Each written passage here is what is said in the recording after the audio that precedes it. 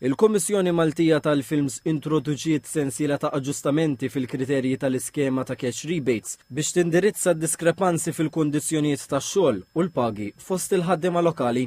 Ma' TVM News il-Kummissarju Malti tal-Films Johan Grek elenka l-kundizzjonijiet li huma maqsuma bejn 10 linji gwida fosthom li l-impjegat ikollu l-għażla li jaħdem full-time jew self-employed, jingħata l-overtime jekk jaqbes 12-il siegħa, jingħata rata doppja f'festi pubbliċi u li ħaddiema Maltin li jkunu fl-istess dipartiment ma' ħaddiema barranin ma jaħdmux iktar sigħat minnhom. Fl-istess waqt, jekk ħaddim jaħdem iktar minn 5 ġranet konsekuttivi, rata fis-6 ġurnata titħallas bis-siegħa u siegħa u nofs, filwaqt li jitħallas b'rata doppja jekk jaħdem għal 7 ġranet konsekuttivi.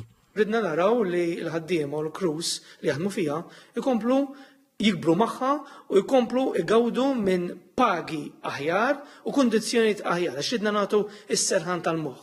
Nemmen f'industrija li tkompli, industrija tal-films li tkompli tikber u rridu naraw li l-ħaddiem ikompli jikber magħha.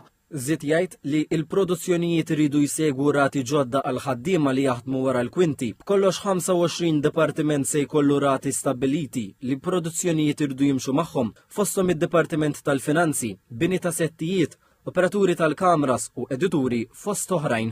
Dawn il-miżuri daħlu fis-seħħ wara li l-Kummissjoni tal-Films innotat id-diskrepanzi fil-pagi u l-kundizzjonijiet tax-xogħol bejn il-membri tal-ekwipaġġ lokali u internazzjonali. Qabel dawn it-tibdiliet ma kienx hemm rata taħlas stabbilita l ħaddiem Malti li waslet għal inkonsistenzi.